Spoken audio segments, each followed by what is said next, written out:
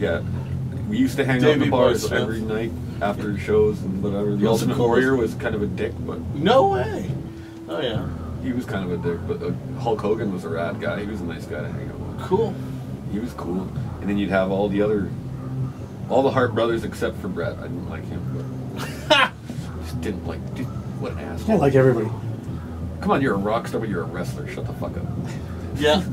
Then you had all the big, huge guys. Yeah. And it was fun hanging out with those guys back in those days because I was a bit of an idiot.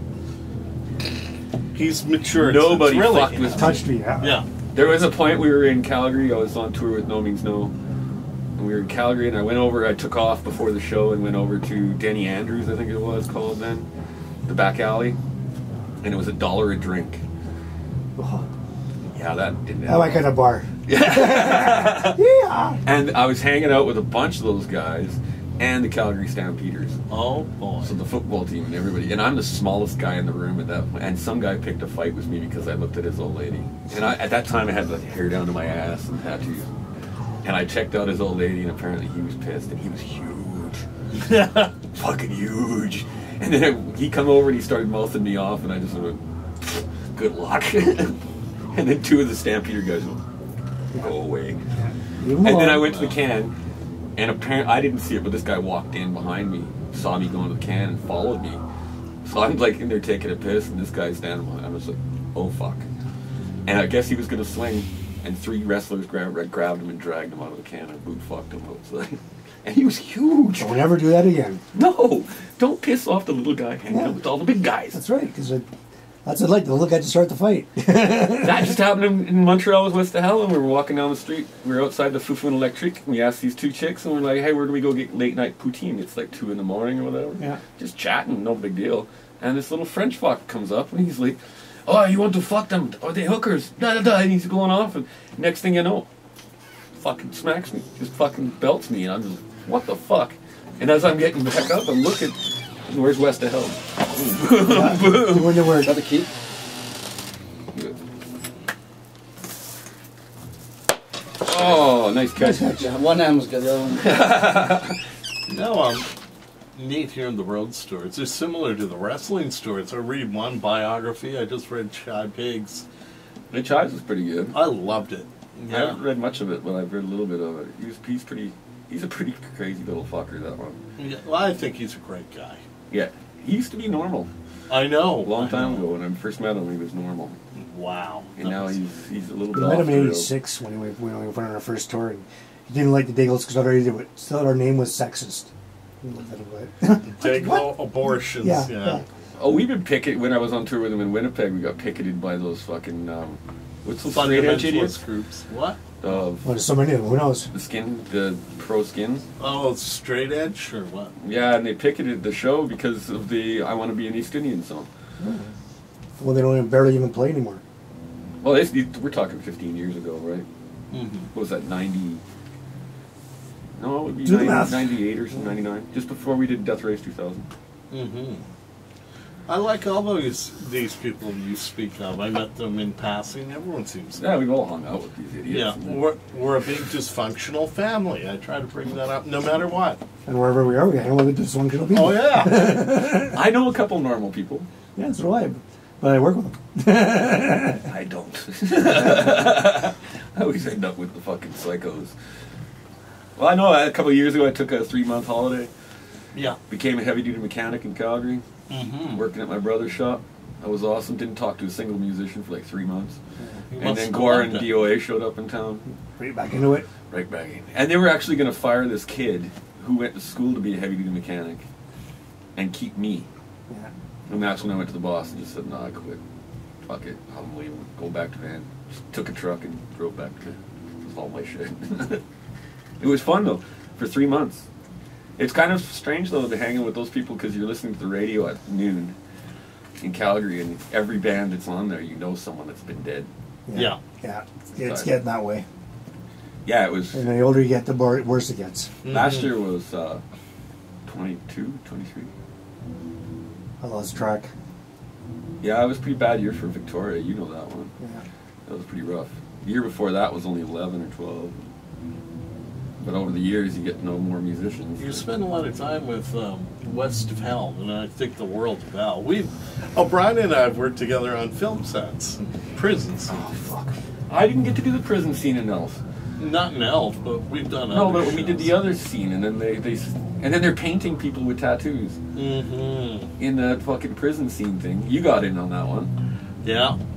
and then they said I couldn't be in it because I was too. You had tattooed. tattoos? Yeah. Yeah, It doesn't look good, you know. It's funny because the fresh two and the guys- old. They hire everybody in, and the two guys that actually looked like they've been in prison didn't get in the show. Yeah. Because the other guy that got kicked off that one, what's his name? Tow truck driver guy. Fuck, what was his name? Big. He actually spent 5 years in jail for bringing drugs into a marijuana-made boat, shooting at cops. And the two of us, they just said, "Nope, you gotta go." Yeah. Oh, did you hear about Maiko? No. Best news story of the year. What happened? So Maiko, a couple weeks ago, it's his birthday on the 28th or something. December. Yeah. Maiko's guitar player for Cadaver Dogs. Yeah. Wicked country band. If you get a chance to see him or hear him, look it up. They're fucking awesome. So anyways, he goes and he decided, okay, he's going to go tubing for his birthday. You know Mikey. Yeah. Mike and Raven. Yeah. Maybe. Yeah, you'd know him if you saw him. So anyways, he goes tubing and he hits the bottom of the hill. Didn't quite do it. Broke his arm, shattered it from here to here. Oh. He's no playing anymore. Incapacitated ouch. for a while. Yeah. That hurts. Mike Jack did it, 4 years ago, and it took me, a year and a half? Do you remember that? Yeah. He broke his wrist or whatever? Or Wrists are the worst because you got so many bones in there and you got so little blood. Yeah, I've busted this a couple times. I had a cast on mine when I was a kid, just falling on like this. And 3 months in the cast. Just one Yeah. small little bone. Yeah. I've got still, fractures in both. Yeah. Oh, yeah. Now these, I can't play bass anymore. I still have no feeling in this from Must Have Helped. I got electrocuted 4 times that last tour. Who's the most memorable group you've produced? Guar? Guar was fun. Oh, produced? Yeah. Another White Male was a great album. And then they split up as soon as it came out because they're idiots. And you did sound for Maiden. Yeah, in Melbourne. Yeah, that must have been fun. That was fun. Yeah, and then getting to hang out on the plane was cool. Because they brought the plane down to Ed Force One. Yeah. Yeah, because I lived down in Australia for a couple of years too, so I remember that. we did some good bands down there. There's Bastard Squad, Glenn, yay, and the Peanut Buttermen. Do you remember those guys? No, do you remember Vicious? Bastard Vicious were awesome. They're great They fun. were They're fucking great rad. fun. Nigel, Yeah. God bless Real his soul. 303. The fucker died on my birthday. Oh. On purpose. Just to curse you. He did it on purpose. Yeah. Because George phoned me and said, yeah, Nigel just... And I was like, oh, fuck, he died on my birthday. He said, Happy birthday, motherfucker. He stayed alive for 4 extra days and struggled through it, drinking Bundy out of a fucking catheter thing. Just so he could die on my birthday. Now the last couple of years, I keep getting emails and stuff. Happy birthday, and then you get the rip Nigel. Yeah. Fuck, Yeah. asshole. Did you meet Rose Tattoo? Yeah, the bass player did. Oh. I got this at his shop. Yeah. Yeah, I worked with them. They're cool people. There's lots of good stories about those idiots too. Now, one thing that makes Brian distinct, he has tattoos, autographs of all his heroes or anyone who he thinks is cool. No, you got to be a washed-up rock star, Okay. Same thing. like Slayer, like Guar, like Dayglow. Well, Gord Clevery Deglos. Have you heard that? Yeah, yet? that's great. It sounds good. I've got a few different versions of it. And I love that Taco Bell tattoo. I mean, Jello Biafra.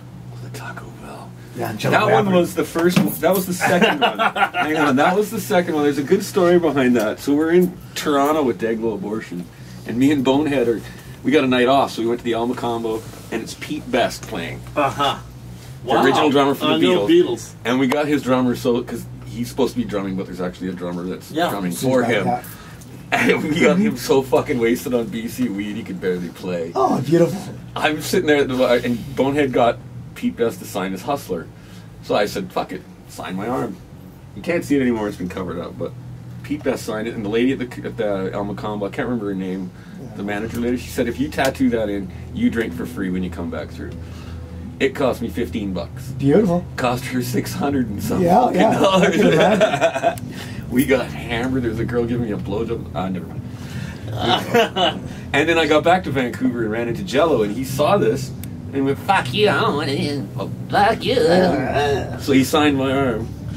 Taco Bell. Notice the little R. A lot of copyright. Yeah. Copyright, because that was when he was doing the fucking lawsuit with the rest of the dipshits.